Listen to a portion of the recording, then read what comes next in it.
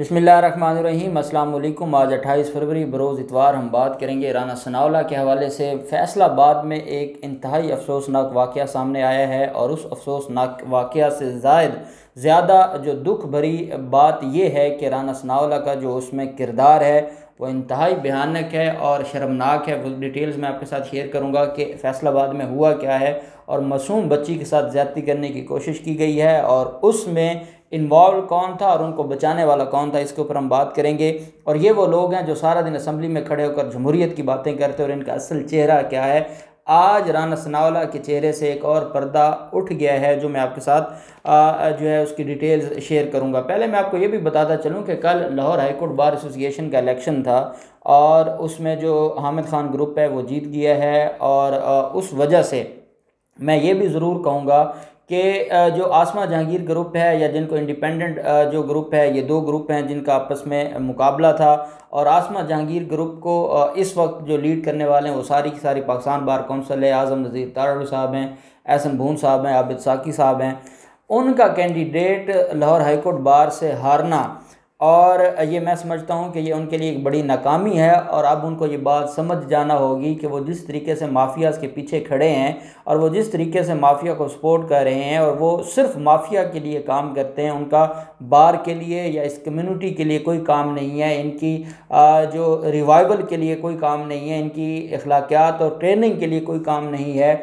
तो उन्होंने देख लिया होगा कि कल कितनी बुरी तरह उनको शिकस्त हुई है। और जो इंडिपेंडेंट ग्रुप है, हामिद खान ग्रुप, जिसको प्रोफेशनल ग्रुप समझा जाता है, वो इलेक्शन कल जीते हैं। राना सनाउल्लाह कल सारा दिन Lahore high court bar association के उस इलेक्शन में जो वहाँ पर मसरूफ़ रहे। हालांकि हमजा शहबाज की कल ज़मानत थी, हमजा शहबाज को लेकर आना था, लेकिन राना सनाउल्लाह कल सुबह 10 बजे से लेकर शाम तक वहाँ रहे।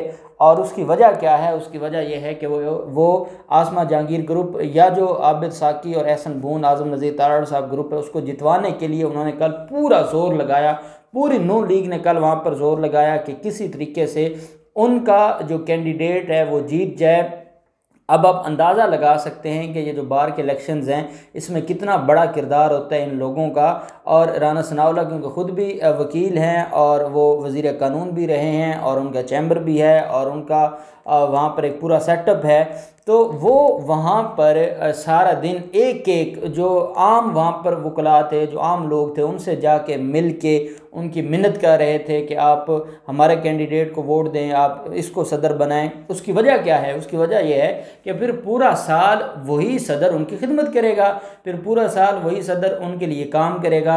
आगे जो इनके ख़िलाफ़ FIA के केसेस हैं, नैब के केसेस हैं, इनके ख़िलाफ़ ANF के केसेस हैं, अभी ज़मानत की दरख्वास्त पर जो मार्च में समाअत होनी है, तो वो सारी चीज़ें ये लोग पूरा इस चीज़ को देख रहे होते हैं। और लंदन से नवाज शरीफ भी इस चीज़ को देख रहे होते हैं, आसिफ जरदारी बिलावल उससे देख रहे होते हैं कि बाहर का इलेक्शन हो रहा है और कौन जीत रहा है और किसके ऊपर ये पैसा लगा रहे हैं और किसके ऊपर ये इन्वेस्ट कर रहे हैं।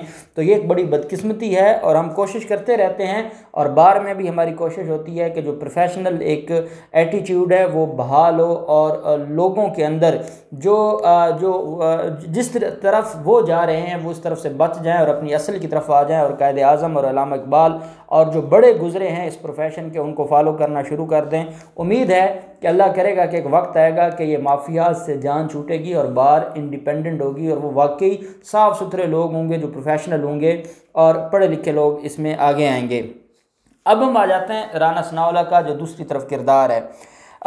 ये फैसलाबाद में एक यतीम लड़की है और वो फैसलाबाद की रिहायशी है और वो जो गरीब घर की है, उसके बारे में ये एयरवाई ने इसके ऊपर डिटेल रिपोर्ट भी जारी की है और जो बाकी जो न्यूज़ चैनल्स हैं उसके ऊपर भी आई है। फैसलाबाद से हमारे दोस्तों ने जो हमें रिपोर्ट किया है, जो वीमेन थाना है फैसलाबाद का, हमें वहाँ से ये सारी इन्फॉर्मेशन मिली है जहाँ पर ये दरख्वास्त फाइल की गई। उस दरख्वास्त की कॉपी भी मेरे सामने है। मामला कुछ इस तरह से है कि ये यतीम बच्ची अपने जो दादी के साथ रहती है एक मकान में और वो कमेटी, जैसे देहातों में या मोहल्लों में हम देखते हैं कि कमेटी सिस्टम होता है, तो कमेटी उन्होंने डाली हुई थी और ये बच्ची जॉब करती है किसी प्राइवेट उसमें FA किया हुआ है और किसी प्राइवेट उसमें जॉब करती है सेक्टर में।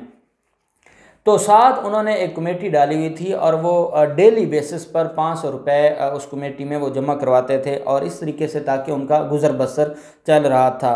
3 लोग थे, रशीद, अकमल और सिद्दीक। ये भत्ताखोर हैं बेसिकली जो फैसलाबाद के। और फिर आप ये भी जानते हैं कि फैसलाबाद में माफियाज हों, क्रिमिनल्स हों, जो जहाँ से फैसलाबाद में कोई क्राइम उठता है तो उसकी इब्तदा राना सनाउल्लाह के आसपास से होती है। और ये बदकिस्मती है, अब ये लोग थे जो कमेटी वसूल करते थे। वो यतीम बच्ची का ये कहना है कि हम कमेटियाँ दे रहे थे लेकिन उस कमेटी का ना कोई हमें आगे रिज़ल्ट नज़र आता था, ना ये कमेटी निकालते थे और ये पैसा हड़प कर रहे थे। बाद में हमें पता चला कि ये तो भत्ताखोर हैं और ये हर रोज़ कमेटी के नाम पर भत्ता लेते हैं और वो हड़प कर जाते हैं और इनको कोई पूछने वाला नहीं है। कल शाम जब वो कमेटी लेने आए और जो वो यतीम बच्ची थी उसने इनकार किया और उसने कहा कि किस चीज़ का भत्ता, आप लोग पहले हमें हमारी डिटेल्स दें, हम 4 महीनों से पैसे जमा करवा रहे हैं, हम गरीब लोग हैं और हमारा कोई पुरसान हाल नहीं है, हमारा कोई और सोर्स ऑफ इनकम नहीं है, इतनी मुश्किल से हम मेहनत मजदूरी करके पैसे कमाते हैं और आप ले जाते हैं। जब ये बात की तो वो लड़की कहती है कि पहले मेरी दादी आके पैसे देती थी और वो दरवाजे से पैसे लेकर चले जाते थे। दादी की तबीयत ख़राब थी तो इसलिए लड़की ने उनको खुद दरवाजे पर आके ये कहना पड़ा। और वो लड़की ये भी कहती है कि मैं इसलिए भी खुद आई कि क्योंकि दादी से वो रोज़ पैसे ले जाते थे, कोई रिकॉर्ड नहीं था, तो मैंने कहा कि मैं उनसे रिकॉर्ड भी लूँ और वो सारी चीज़ें करूँ। जब वो सामने आई और उसने बात की तो वहाँ पर वो बदतमीज़ी, उन्होंने पहले बदतमीज़ी शुरू की, बदतमीज़ी शुरू करने के बाद फिर उन्होंने घर में घुस आए और घर में घुसकर उन्होंने पहले तशद्दुद किया और तशद्दुद करने के बाद ज़्यादती का निशाना बनाने की कोशिश की। जब ज़्यादती का निशाना बनाने की कोशिश की तो जब दरवाजे पे इनकी लड़ाई शुरू हो गई थी तो अहले मोहल्ला देख रहे थे, फिर लोग इकट्ठे हो गए। जब बाहर शोर शराबा सुना तो वो अल्लाह ने उस मासूम बच्ची को, यतीम बच्ची को बचा लिया और वो ज़्यादती की कोशिश उनकी नाकाम हुई, लेकिन उन्होंने बहुत ज़्यादा तशद्दुद किया। वो तस्वीर भी हमने उस पर लगाई हैं अपने जो थंबनेल है।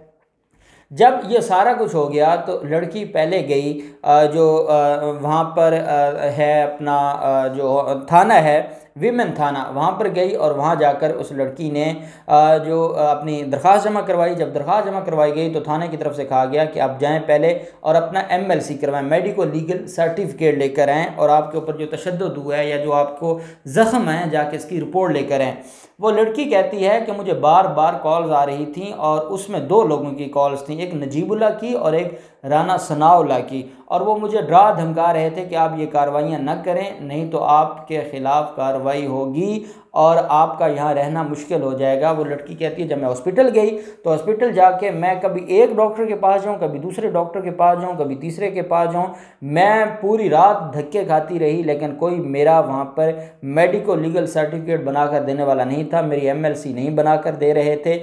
जब बहुत ज़्यादा मैंने इसरार किया, जो बहुत ज़्यादा मैंने शोर शराबा किया, तो फिर मुझे पता चला कि हॉस्पिटल वालों को भी राना सनाउल्लाह ने मना किया है कि वो जो मेडिकल है वो ना बना के दें और मेडिकल बनाने से रोका है। उस पर वो लड़की फिर जब बाहर आई है वो चीख रही थी, चिल्ला रही थी और फिर उसके बाद मीडिया वहाँ पर पहुँच गया और फिर ARY ने इसके ऊपर रिपोर्ट भी की, जिसमें वो लड़की रो रो के ये कह रही है कि मेरे साथ मुझे तशद्दुद का निशाना बनाया गया है, मेरे साथ ज़्यादती करने की कोशिश की गई है, मेरे पैसे इन्होंने हड़प किए हैं, इन्होंने भत्ताखोरी की है और जब जो मैंने पैसे देने से इनकार किया है तो इन्होंने मेरे साथ ज़्यादती करने की कोशिश की है।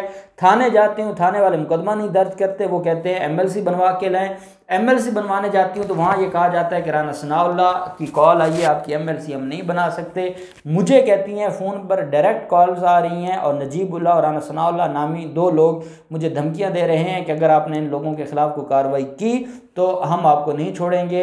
इस हाल में उस लड़की ने वज़ीर आला उस्मान बुज़दार से जो रहम की अपील की और उसने कहा कि वज़ीर आला उस्मान बुज़दार मुझे इंसाफ दें, मेरे साथ ज़्यादती हो रही है और अब मुझे मेरी जान का भी ख़तरा है और मुझे मेरी इज़्ज़त का भी ख़तरा है, तो मुझे हर हाल में प्रोटेक्शन दी जाए। और फिर आज सुबह मुकदमा दर्ज हो गया है और ये मुकदमा जिन लोगों के ख़िलाफ़ दर्ज हुआ है ये 10 लोग हैं टोटल और ये सारे के सारे फ्रंट मैन हैं या ये उस गैंग का हिस्सा हैं जो राना सनाउल्लाह ने वहाँ पर मकामी गैंग बनाया हुआ है, जो पाकिस्तान तहरीक इंसाफ के वहाँ पे मकामी क़यादत है। फिर वो सुबह उसके घर गए उस लड़की के और फिर उन्होंने सारे मामले को ख़ुद देखा और साथ उन्होंने ये कहा कि हम इंसाफ के लिए हर हाल में इनका साथ देंगे।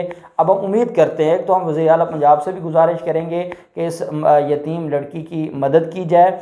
दूसरा, हम जो हमारे IG पंजाब हैं इनाम गनी साहब, उनसे भी गुजारिश करेंगे कि ये वो लोग हैं, ये मज़लूम हैं। और हमारे जो हाँ एक कंसेप्ट पाया जाता है कि जब बड़े लोग ज़्यादती करते हैं या जुर्म करते हैं तो वो हमेशा एक ही धमकी देते हैं कि आप हमारा क्या बिगाड़ेंगे।